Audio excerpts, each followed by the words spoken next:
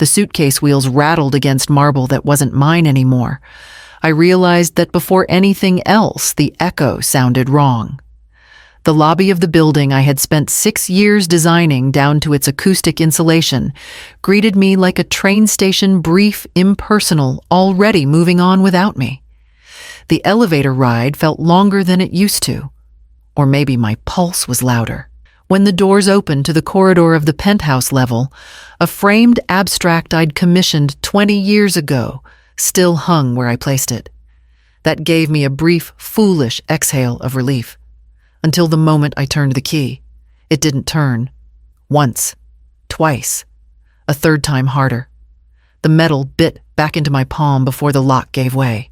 Not open. Stuck. Replaced, maybe. The door clicked from the inside instead. A man I didn't recognize stood there, one hand on the frame. Loosened, impatient blink. Are you... The cleaning lady. Every instinct in me climbed to my tongue, at once colliding. I'd presented in boardrooms, negotiated million-dollar builds, walked sites in steel-toed boots without hesitation. But this reduced language to dust.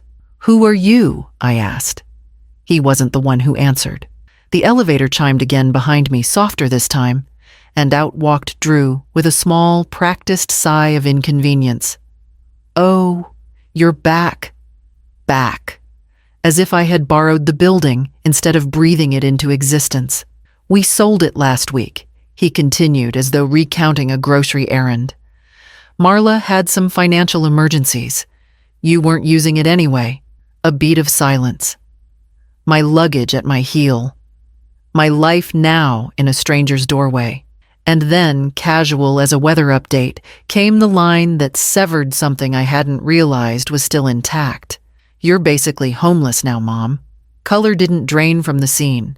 Sound didn't vanish. Nothing cinematic saved me. The city hummed. A neighbor's door thudded shut. Somewhere above us, an anxious dog yapped twice. Ordinary carried on. Just not for me. I stood between the son I recognized and the man speaking to me, trying to reconcile the two, while the lock cooled beneath my fingertips, already belonging to someone else, and all I could think was how easily a life could be rewritten without its main character present. The cab idled at the curb while I watched strangers carry out pieces of me wrapped in moving blankets. My bookshelf, cherry wood custom built, the one where I kept the first drafts of every project. Gone. A lamp I'd bought from a street vendor in Venice, carried through customs myself, now cradled under a man's arm, like a clearance item. I didn't move. I didn't raise my voice or ask for an explanation. I had given Drew the keys, hadn't I? That small handoff 3 weeks ago. Just in case something comes up, felt harmless then. I'd been heading to Santa Barbara for a weekend conference turned short sabbatical. I thought I was being generous, responsible. He hadn't looked me in the eye when he took them. I'd mistaken that for distraction, not guilt. Now I stood outside the building that bore my signature in its architectural registry and wasn't allowed past the front desk. Marla walked past me in leggings and a hoodie, talking loudly on the phone. She didn't acknowledge me. Her hand brushed the security fob I used to carry like a key to my own city. Once everything settles, Drew had said earlier, we can figure something out. As if I were the one making things difficult. As if selling the penthouse had been a group decision, and I'd simply failed to vote. My phone buzzed with a notification, hotel confirmation. I'd booked the room while he was still talking. Inside the cab, I kept the window cracked and pulled my planner from my bag. Not to check dates. Not to rearrange my life. I flipped past the calendar pages to the back, the emergency section I hadn't touched in years. Tucked inside was a single card. Cream, thick stock, handwritten. Robert Lane, estate law. My husband's old attorney. We hadn't spoken since the probate settled. But I kept his number anyway. It was the one detail Drew and Marla hadn't touched. The one part of my life still in my name. I tapped the card against the edge of my notebook, then opened my laptop to check the property records. The hotel room smelled like citrus and bleach, someone else's idea of clean. I pulled the desk chair closer to the small table and opened my laptop, breathing through the dull edge behind my ribs. The building's public sale record had updated 2 days ago. Unit PH1 sold for $218 million, listed under a company name I didn't recognize, but the closing signature at the bottom had mine, my name in the familiar curl of my old signature. Except I hadn't written it. I zoomed in. No hesitation marks. No skips in the pressure. Whoever had forged it knew how I signed. Someone who had seen me do it 100 times. A son who once practiced writing my name on field trip slips in 3rd grade. I cross-checked the buyer. The LLC led to a firm in Pasadena. One of the listed agents, Lucas Farrow, Marla's brother. The connection snapped into place so easily it almost didn't hurt. Then came the second document. A power of attorney form executed the morning after I left for Santa Barbara. Not the one I'd signed with my lawyer years ago, the one with specific medical clauses. This one was new, broader, financial, silent, and legal-looking enough to make a buyer feel safe. Attached to the sale was a routing slip for disbursement. 4 accounts. One of them bore my name. Opened just 2 weeks ago. I clicked through the deposit logs. The balance was down to single digits. They'd used me to sell the property funneled money through the shell of my identity and left the husk sitting here on a hotel Wi-Fi connection, trying to piece it all back together. I didn't panic. I didn't cry. I moved slowly, steadily, exactly the way I'd been taught when surveying a building after structural damage. Don't step where you haven't tested the floor. I gathered everything: screenshots, PDFs, contact info. Printed hard copies at the front desk printer and clipped them into the old manila folder I'd been carrying since the ride over. Then I picked up the phone and dialed Robert Lane. Robert Lane hadn't changed much. Still wore the same type of beige tie. Still kept his desk too tidy for a man who read hundreds of contracts a month. When I walked into his office, he rose, politely offered coffee I didn't take, and gestured to the seat across from his. I didn't waste time with pleasantries. I set the folder down and opened it. He flipped through the documents, slowly reading, with the quiet frown of someone who had seen too many families turn into lawsuits. I waited. When he reached the power of attorney, he paused. "Did you authorize this recently?" "No," I said. "The only POA I ever signed was for medical decisions years ago. Limited scope, no financial authority."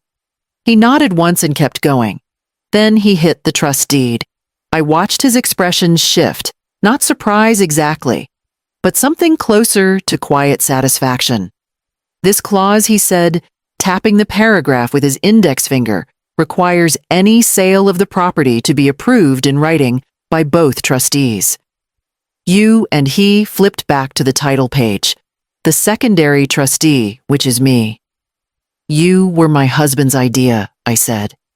He thought it might be safer to keep it outside the family. Robert smiled barely. "Smart man." I leaned back slightly in the chair.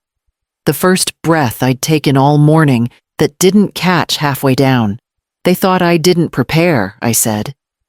"They assumed the key meant control." And instead, Robert said closing the folder what they tried to sell wasn't theirs to sell. The trust never released it. So the transaction, legally invalid. Fraudulent, if we push it. I nodded more to myself than to him. "They thought I'd come home to a surprise," I said. "But they forgot who built the house." Robert leaned forward, hands clasped. "Do you want to freeze the funds?" "Yes," I said. "And the sale. I want everything paused until we pull this apart line by line." He nodded. "I'll get the paperwork started." I gathered the folder and stood already turning over the next step in my mind. I stood across the street from the building and watched a delivery van ease into the loading zone. The logo on the side was for an interior design firm I recognized. Boutique expensive, favored by the type of clients who didn't ask for quotes. 2 men hauled out the base of a chandelier wrapped in foam. I knew the shape. I'd vetoed it years ago when Drew and Marla were furnishing their first condo, too garish, too large for the space, and laughably overpriced. It looked ridiculous even now. And yet there it was, heading up to my old floor. Marla emerged from the passenger side of an SUV, her heels clicking too loud for the sidewalk. She pointed at the boxes, waved her hands toward the building, barked something I couldn't hear. She looked like she belonged there. That part was new. I walked to the side entrance and nodded to the security guard at the desk. His badge read, "Hector, I'm Iris Kalin," I said. "PH1. I need to see the visitor logs." He blinked. "There's been some confusion about that unit." "No confusion," I said. "Just a delay in resolving it." After a long pause, he pulled out a clipboard from the drawer and slid it toward me. I flipped back through the entries, week after week of deliveries. Carpet installers, painters. One line item read, "Consultation, nursery space." The handwriting was Marla's. They'd been planning this long before I left town. The signatures changed, slightly different pens, different days, but the pattern was there. Drew had been coming daily. Marla every other. They hadn't just sold the unit. They'd curated it, crafted it into something new, something that excluded me from the beginning. I copied the log entries and folded the paper into my bag. At the elevator, a couple stepped out with a tray of catered hors d'oeuvres. I recognized the caterer. Drew had used them for his wedding. They nodded at me like I was part of the background. I stepped back onto the sidewalk and opened my phone to call Robert. The injunction would need to be filed today. By noon the next day, Robert had filed the emergency injunction. The judge signed it faster than I expected. Maybe the language of betrayal translated well on paper. Maybe some patterns are familiar even in courtrooms. The sale was frozen. That meant no title transfer, no final disbursement, no clean exit. What they thought was already theirs became suspended in legal amber, and I sat at the center of it, silent, unmoved, waiting. The trust activated a reversal clause I'd nearly forgotten was there. My husband had insisted on it when we set up the property protections. In case someone tries something stupid, he'd said. I'd laughed at the time. Robert forwarded me the fund tracing. $820,000 had been split across 5 accounts. 2 in Marla's name, 1 joint with Drew, 1 corporate under the purchasing LLC, and 1 in my name. I clicked through the transaction log. It was clean, methodical, designed to look legitimate. A digital signature that almost resembled mine sat beside the account authorization. Robert flagged it immediately too perfect, he said. A real signature has imperfections. That one had none. Iris, he said over the phone, this is forgery. They used your identity to complete the transfer. I didn't answer right away. I was watching the messages pile up on my phone. Drew had called 5 times in 1 hour. Each voicemail had a different tone. The first was defensive. The second, softer. The third tried nostalgia. Remember when we looked at that place together? The fourth was sharp blaming. The fifth sounded tired. It wasn't personal, Mom. You left it empty. We just handled it. I deleted them all. None of it was new. Just layers of the same excuse that love justified taking, and absence meant consent. I stayed quiet. The longer I didn't respond, the faster the legal process moved. Robert said the next step was a hearing. We'd request full financial disclosures. Subpoenas if necessary. I nodded, even though he couldn't see me. My eyes were on the calendar, already counting the days until the documents would be delivered. The elevator opened on the top floor, and music drifted down the hallway. Something expensive and safe. the kind played at galleries or staged weddings. A catering table had been set up outside the door, white cloth draped to the floor, champagne flutes catching the afternoon light. The scent of melting cheese and artificial truffle filled the air. I walked behind the court officer who carried the folder and spoke first. "We're here to serve a property seizure order," he said calmly. 2 locksmiths flanked me, tools already in hand. The door was open. I didn't knock. Inside, Marla turned mid-sentence, a flute of champagne still raised. Her face did something strange, like she couldn't decide which role to play. Confused hostess, embarrassed daughter-in-law, innocent bystander. Instead, she froze. "What is this?" she asked, her voice too loud for the room.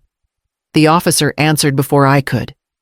"The property has been reclaimed under fraud investigation pending court review. Please gather your personal items and exit within 10 minutes. Gasps rippled behind her. I recognized none of the guests. They looked expensive and easily entertained. Marla didn't move. Her jaw trembled. Her free hand opened and closed at her side like she was searching for a script that wasn't there. "Where's Drew?" I asked, even though I already knew. She didn't answer. One of the locksmiths approached the keypad by the door and began resetting the code. The other removed the secondary lock. They'd added a brass fixture that hadn't been there when I left. I stepped past them, past the trays of finger food and the half-emptied wine bottles. The furniture was new cheap despite the polish. The art was gone. My shelves were empty. But the bones of the place remained. I kicked off my shoes and stood at the window. The city looked the same, sunlight traffic, far away sirens weaving between the noise. It wasn't the place that had changed. It was who thought they had the right to claim it. The envelope was cream-colored and hand-addressed. No return address, just my name written in a handwriting I hadn't seen in months. Slanted, slightly rushed. The way Drew used to write when he was nervous about getting something wrong. I opened it carefully, not because I wanted to preserve it, but because I wasn't sure what kind of weight it would carry. Inside, one folded note, one personal check. The note was short. No greeting. "We didn't mean for it to go this far. Can we talk?" The check was made out to me. $4,500, written in Marla's hand. The memo line read, "Balance." I stared at it for a long time, not because of the amount, which was insulting, but because of the word, balance, as if something between us had ever been even. I folded the check once, then again, and slid it under the stack of monthly bills I was sorting. It would stay there, not because I intended to cash it, but because I didn't trust it in the trash. The phone rang mid-afternoon. "Robert, the fraud case is moving forward," he said. "The bank records are in. The judge is considering criminal referrals." I didn't ask for specifics, not who might be charged or what the sentence could be. I knew that path, and I also knew where it ended, in a place that rarely healed what was broken before it began. "I need your signature on a few things," he added. "We'll finalize the reversal of title next week." "Send them over," I said. "I'll sign today." There was a pause, a gentleness in his voice that hadn't been there before. "How are you holding up?" I glanced at the unopened box of dishes I'd stored years ago in the hall closet, still intact, waiting like a version of me that hadn't been cracked open. "I'm still here," I said. After we hung up, I made tea and returned to the kitchen table. The bills could wait a few more hours. The apartment was mine again, but I wasn't ready to fill it just yet. I started in the hallway, quiet, methodical. Not out of anger, just order. There was a rhythm in moving slowly, in undoing what others had rearranged. The chandelier came down first. It hung like an apology I never asked for. The metal arms clashed with the shape of the ceiling. I designed the scale of the room, the logic of the space. I unscrewed the fixture myself, one arm at a time, balancing each piece in a padded box. I didn't smash it. I donated it. The wine fridge was next. a sleek, glass-doored thing that hummed too loud and stored nothing I ever drank. I listed it online and wheeled it downstairs for pickup. The silence it left behind was worth more than the check the buyer handed me. I unpacked my old desk, the oak one, with the uneven drawer, the small ink stain in the corner. My hands knew every inch of it. I placed it back by the window where it had always belonged. The sun still found the same spot on its surface by 3 o'clock. Each room got its own kind of attention. I replaced the new curtains with bare rods, opened every window, and let the wind scatter the stale perfume of strangers.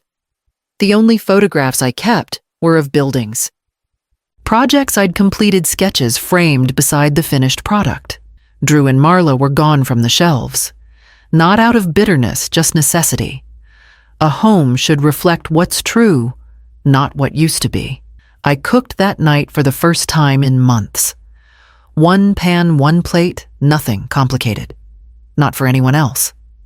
Just me. The kitchen didn't need to impress. It only had to work. I didn't tell anyone I'd reclaimed the space. No announcement. No updated address sent out. I let the stillness speak for itself. In the quiet, I read. I walked barefoot across floors I'd once chosen tile by tile. I watched the lights come on across the skyline without wondering who might call or stop by. There was peace in that. Not absence, not exile. Just space that belonged to me again. The courthouse hallway was almost empty when I signed the last form. Just a clerk tapping on a keyboard, a flickering light overhead, and the dull echo of my shoes on tile. I handed in the final pages. Transfer confirmed trust, updated the fraud complaint neatly sealed in its envelope. There was no celebration. No relief, really. Just the weight of something finished. Back home, I set the folder down on my desk. The label was New Estate. Not emergency, not personal. Just what it was, now the business of closing what remained. I took out a single sheet of paper, handwritten. No signature yet. The letter to Drew had taken me weeks. Not because I didn't know what to say, but because I knew exactly what not to. No accusations, no memories, no lines meant to make him feel sorry or ashamed. Just the truth.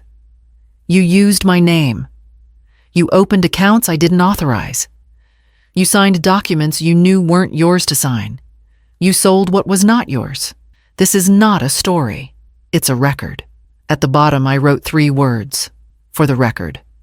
I folded it, once slipped it into a plain envelope and sealed it without hesitation. No return address. Just his name. It would go into the estate folder not to be mailed, but to sit there with the deeds, the titles, the papers, that said this is what was taken, and this is what remains. I placed the envelope on top of the stack and slid the drawer shut. The room was quiet. Not heavy. Not empty. Just still. I made tea and stood by the window while the sun moved across the neighboring rooftops. The same view I'd known for years. The same streets. The same crooked antenna on the brick building across from mine. Some things hadn't changed. But I had. And the walls around me weren't just concrete and glass anymore. They were mine, finally. And they remembered everything.